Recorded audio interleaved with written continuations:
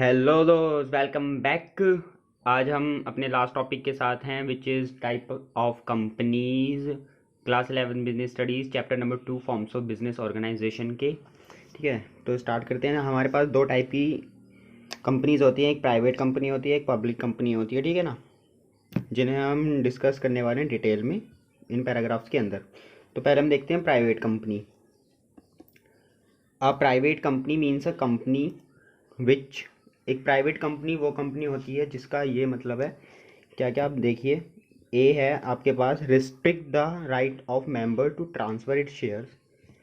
आपके जो मेंबर्स होते हैं उनके जो राइट्स होते हैं ना, वो रिस्ट्रिक्टेड होते हैं कि वो उन्हें ट्रांसफ़र नहीं कर सकते हो। दैन हम ऊपर आ जाते हैं। हमारे पास पॉइंट नंबर बी है, has a minimum of 2 and maximum of 200 members excluding the present and the past employees. तो यहाँ पर क्या है कि आपके पास मिनिमम 2 मेंबर होने ज़रूरी हैं, जैसे सोल प्रोप्राइटर में आपका एक ही होता है, और आप मैक्सिमम यहाँ पर 200 मेंबर्स को रख सकते हो।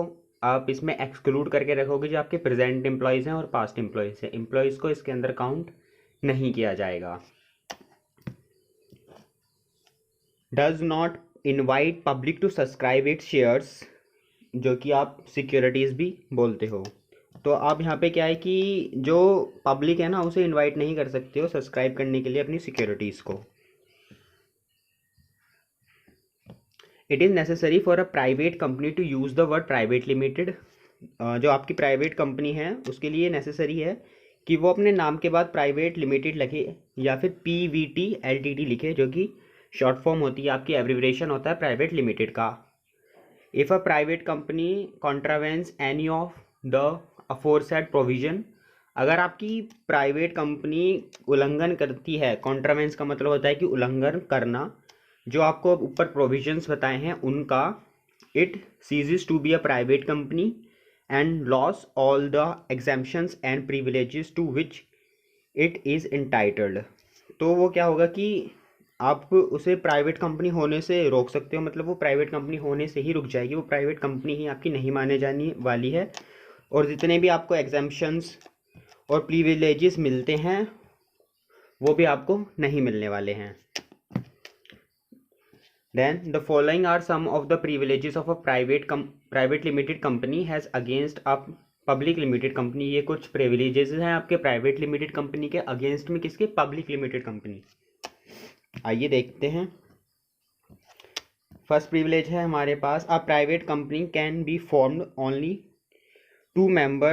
only by two members whereas 7 pupils are needed to form a public company। आपकी जो प्राइवेट कंपनी है उसे आप फॉर्म कर सकते हो सिर्फ 2 मेंबर्स के साथ, जबकि पब्लिक कंपनी के लिए आपको 7 मेंबर चाहिए होते हैं। तो ये हमारे पास एक बेनिफिट हुआ। देन सेकंड पॉइंट है हमारे पास, there is no need to issue a prospectus has public is not invited to subscribe to the shares of a private company.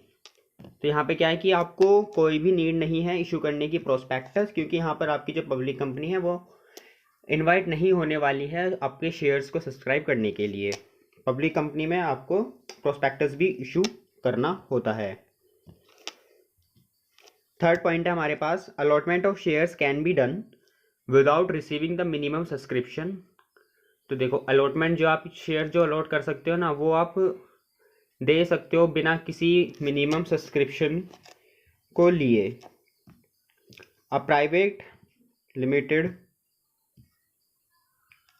Okay नीचे आ जाते हैं। अ private limited company can start business has soon has it receive the certificate. जो आपकी private limited company है वो business start कर सकती है जब उसे सर्टिफिकेट मिल जाएगा, किस चीज़ का? इनकॉर्पोरेशन का।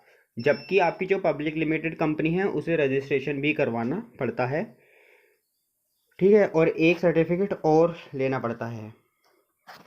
फोर्थ प्रिविलेज है हमारे पास, a private company needs to have only 2 directors. Private company में आपको सिर्फ 2 डायरेक्टर्स चाहिए, और जो आपकी पब्लिक कंपनी है वहाँ पर आपको 3 डायरेक्टर्स चाहिए होते हैं। However, the maximum number of directors for both types of company is 15, और आप जो मैक्सिमम नंबर ऑफ डायरेक्टर्स रख सकते हो वो आपके पास हैं दोनों ही कंपनी में 15. Come to the fifth point, which is the last privileges. A private company is not required to keep an index of members. Private company को कोई भी इंडेक्स बनाने की ज़रूरत नहीं होती है अपने मेंबर्स की. While the same is necessary, पर जो आपकी पब्लिक कंपनी है उसके लिए नेसेसरी होता है. नेक्स्ट हमारे पास है टॉपिक पब्लिक कंपनी, जो कि आपका लास्ट टॉपिक होने वाला है इस चैप्टर का. A public company means a company which is not a private company. Public company एक ऐसी कंपनी होती है जो प्राइवेट कंपनी नहीं होती है. वाओ. हैज़ पर the companies act a public company is one which, आपका जो कंपनीज एक्ट 2013 है उसके हिसाब से हम देखते हैं. आइए पढ़ते हैं. पहला पॉइंट हमारे पास क्या है. Has a minimum of 7 members and maximum की कोई लिमिट नहीं होती है. यहाँ पर आपको मिनिमम 7 मेंबर्स चाहिए और मैक्सिमम की कोई लिमिट नहीं है. प्राइवेट कंपनी में आपको मिनिमम 2 चाहिए होते थे और मैक्सिमम की लिमिट होती थी कितनी, बताओ बताओ यार, 200. बी पॉइंट हमारे पास has no restriction of transfer of security. यहाँ पर कोई रिस्ट्रिक्शन नहीं है. आप अपने जो इंटरेस्ट है, अपने जो शेयर्स हैं वो आप ट्रांसफ़र कर सकते हो freely. It is not prohibited by inviting the public, और ये प्रोहिबिटेड भी नहीं करी गई है पब्लिक को इन्वाइट करने के लिए अपनी सिक्योरिटीज़. यहाँ पर पब्लिक भी सिक्योरिटीज़ को परचेज कर सकती है, सब्सक्राइब कर सकती है. However, a private company which is a subsidiary of a private company is also treated as a public company. देखो यहाँ पर क्या बोला है कि उन्होंने, जैसे कि आपके पास एक प्राइवेट कंपनी है और एक पब्लिक कंपनी हो गई, तो अगर पब्लिक कंपनी ने प्राइवेट कंपनी के मोर देन 50%, 51% शेयर्स उसने होल्ड करके रखे हैं, तो इवन वो प्राइवेट कंपनी भी हो फिर भी हम उसे ट्रीट करेंगे एज अ पब्लिक कंपनी. ये पॉइंट आप याद रखें, ये आपको एग्जाम में पूछा जा सकता है.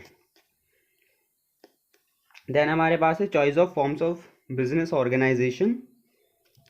ये हम नहीं करने वाले हैं, जो कि आपके लिए रेलेवेंट भी नहीं है, क्योंकि ये आपने ऊपर ही पढ़ लिया है. फैक्टर्स देख लेते हैं. देखो फैक्टर्स क्या क्या इफेक्ट करते हैं आपको चॉइस के लिए. Availability of capital, cost of formation, ease of formation, ठीक है, transfer of ownership, management skills, regulations, flexibility, continuity and liability. सबसे ज़्यादा एडवांटेजेस आपको कंपनी में मिलेंगी अवेलेबिलिटी ऑफ कैपिटल की, और सबसे कम किस में मिलेंगी, सोल प्रोपराइटर में. रुक जा यार. ठीक है, फिर कॉस्ट ऑफ फॉर्मेशन, सबसे जो आपका जल्दी बिना कॉस्ट ऑफ फॉर्मेशन के जो फॉर्म हो जाता है वो आपका सोल प्रोपराइटर होता है, और सबसे ज़्यादा कंपनी में आपकी कॉस्ट लगने वाली है. ईज़ ऑफ फॉर्मेशन भी सबसे आसानी से सोल प्रोपराइटर हो जाता है और कंपनी सबसे हार्ड होती है. ट्रांसफ़र ऑफ ओनरशिप कंपनी के अंदर बहुत आसानी से हो जाता है, पर प्राइवेट कंपनी के अंदर नहीं हो पाता है. और सबसे जो हार्ड काम होता है वो पार्टनरशिप के अंदर होता है, क्योंकि यहाँ फिर आपको जो आपकी पार्टनरशिप है, मतलब जो आपकी फर्म है, उसे विंड अप करना पड़ता है, पार्टनरशिप को नहीं. पार्टनरशिप डिसोल्यूशन होने में और फर्म के डिसोल्यूशन होने में फ़र्क होता है, वो आप सीए फाउंडेशन लेवल पर पढ़ोगे. मैनेजरल स्किल्स भी आपके कंपनी के अंदर ज़्यादा होते हैं, क्योंकि यहाँ पर आपके पास बहुत सारी कैपिटल होती है. सोल प्रोपराइटर के अंदर एक ही बंदा होता है, तो वहाँ पर बहुत ज़्यादा कम होते हैं. रेगुलेशन सोल प्रोपराइटर के अंदर बहुत ज़्यादा कम होती है, तो यहाँ पर ये एडवांटेज है, और कंपनी के अंदर बहुत ज़्यादा होती हैं, तो ये इनके लिए डिसएडवांटेज है. फ्लैक्सिबिलिटी भी सोल प्रोपराइटर के अंदर ज़्यादा है, कंपनी के अंदर कम है. कॉन्टीन्यूटी कंपनी के अंदर अच्छी है, क्योंकि वो इफेक्ट नहीं होने वाली है उसके मेंबर से, और सोल प्रोपराइटर तो हो गई भाई क्योंकि एक ही बंदा है. लाइबिलिटी भी कंपनी के अंदर एडवांटेज है, क्योंकि यहाँ पर लिमिटेड होती है, और सोल प्रोपराइटर के अंदर आपके कच्चे बलियान सब बिक जाते हैं, तो ये डिसएडवांटेज है इसकी. देन हम पॉइंट्स देख लेते हैं आपके. आ जाइए. देखो cost and ease in setting up of organization, क्या आपकी कॉस्ट लगने वाली है और क्या कितना आसानी होगी आपको ऑर्गेनाइजेशन को सेटअप करने में. पहला पॉइंट हमारे पास ये है, ये हमने पढ़े हुए हैं सारे, तो हम इसे दोबारा नहीं करने वाले हैं. Read out. लाइबिलिटी आपको पता ही है, वो भी आपने पढ़ी हुई है, कहाँ आपकी लिमिटेड होती है, कहाँ अनलिमिटेड होती है. कॉन्टीन्यूटी आपने पढ़ा हुआ है, कहाँ पर बिजनेस कंटिन्यू करता रहता है, कहाँ पर वो वांड अप हो जाता है. देन आपके पास है मैनेजमेंट की एबिलिटी, तो सोल प्रोप्राइटर में कम होती हैं, कंपनी में ज़्यादा होती हैं, पार्टनरशिप में ठीक ठाक होती हैं। उस तरीके से है ये, बस उन्हीं के बारे में बताया गया है। ये आप बना बना कर भी लिख सकते हो, अगर आए वैसे आएगा नहीं। कैपिटल कंसिडरेशन कंपनी के अंदर ज़्यादा अच्छी होती है, सोल प्रोप्राइटर में सबसे कम होती है, फिर पार्टनरशिप तो बीच में ही रहती है हमेशा। ये है आपके पास comparison between sole proprietor, partnership, H U F, cooperative society and company. ये हम नेक्स्ट लेक्चर में देखने वाले हैं। फिर after degree of control, company के अंदर ये ज़्यादा होगा, ठीक है, और सोल प्रोप्राइटर के अंदर एडवांटेज रहती है। देन हमारे पास नेचर ऑफ बिजनेस, किस नेचर का आपके पास बिजनेस है उस हिसाब से आपके पास रिस्क भी होता है। ये था फिर हमारा ये चैप्टर ख़त्म है। देन तो कॉन्ग्रेचुलेशंस, आपने चैप्टर ख़त्म कर लिया है। हम एक ये टेबल आपको बाद में डिस्क्राइब कर देंगे, या फिर देख लेते हैं, चलो बाद में ही करेंगे। Thank you.